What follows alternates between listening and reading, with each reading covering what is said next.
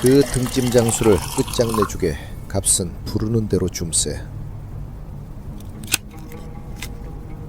산골장터의 저울이 바로 서던 그때 한양의 홍등 아래에서는 한 사내의 값이 매겨지고 있었다. 백예순양을 자네가 무슨 수로 갚나? 허나 내 창고에서 계량을 맡아준다면 이자 20냥을 지워주겠네. 하겠소. 오라버니, 저 사람 밑에서 일을 하겠다는 거요. 빚은 미워하는 것으로 줄지 않는다. 손으로 줄이는 것이다. 드리는 건 이쪽, 내주는 건 저쪽. 헷갈리면 매를 버는 것이요. 추의 무게가 다르오. 장사의 저울이 드린 게 무슨 죄요. 위에서들 다 그리하오. 윤행수가 남의 창고 저울이나 잡고 있으니 이거 원국이다 싶겠구먼.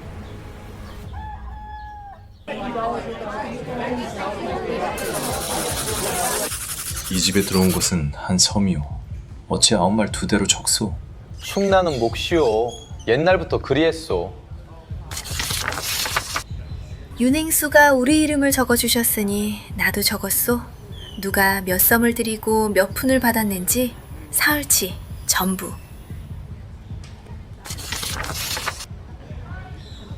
한 섬을 드릴 때마다 8대씩 사라졌소. 37집이 세 해 동안. 자네 아버지도 딱 그 눈으로 나를 봤네. 그러다 집안이 어찌 되었는지는 자네가 더 잘 알 테고. 저울은 그냥 2개. 그러면 백예순양은 없던 일로 하겠네. 아버지가 남긴 빚을 하루 만에 지우는 값일세. 아버지가 남긴 것은 빚이 아니오. 빚이 남은 것은 아버지가 저울을 속이지 않았기 때문이오. 좋아요, 구독, 알림 설정엔 소녀의 미소를 얹어드리죠. 남는 장사시죠? 시청해주신 정 잊지 않겠어요.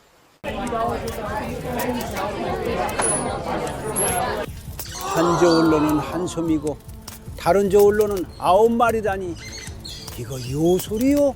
요술이면 재질어도 부리지. 이건 그냥 도둑질이구만. 우리 집 사말은 어디로 갔나 했더니 저 저울 뱃속으로 갔구먼. 장부는 내 것이고 저울도 내 것일세. 남의 살림을 왜 자네가 들추나? 저울은 파는 사람 것도 사는 사람 것도 아니오. 저울은 둘 사이에 놓인 약속이오. 약속을 한쪽만 고쳐 쓸 수 있으면 그것은 저울이 아니라 칼이오. 관에서 나왔습니다. 2 저울 모두 봉인하겠습니다. 문서와 함께 압수합니다. 항필구, 관에 나와 셈을 밝히십시오. 부족분은 되돌려 주셔야 합니다. 빚은 그대로일세. 보름은 줄지 않았고.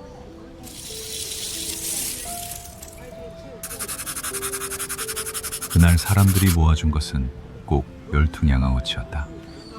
사흘 전 태산이 잃은 것과 같은 값이었다.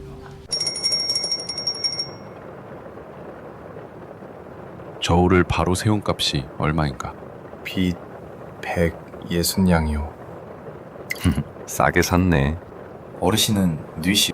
이름은 값이 붙은 뒤에 밝히는 것이 이 바다 법일세. 다만 하나는 일러주지. 자네 이름이 지금 한양으로 가고 있네. 내 이름이 무슨 값이 되겠소? 값이 정해지지 않은 물건이 제일 위험한 법이야. 사는 놈이 제 마음대로 매기거든. 장사꾼 발바닥에 굳은 살이 없으면 그 장부에는 거짓이 끼는 법이지. 자네 발은 성한가?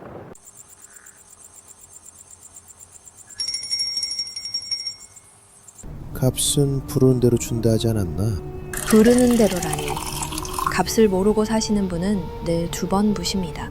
물건은 부수면 그만이나 사람은 부서진 자리에 원한이 남는 법이죠. 셈이 까다로운 일이오. 그깟 등짐 장수 하라일세. 맞겠소.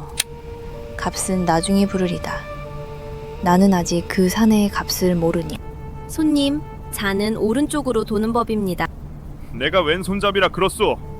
그럼 셈도 왼쪽으로 하십니까? 방금 놓으신 엽전 2푼 모자랍니다. 행수님, 그 산에 산골 장터에서 저울 2개를 지고 나왔답니다. 6푼의 소금을 판 사내라지. 어리석은 것인지 비싼 것인지 물건은 직접 보고 값을 매기는 것이 내 법이다.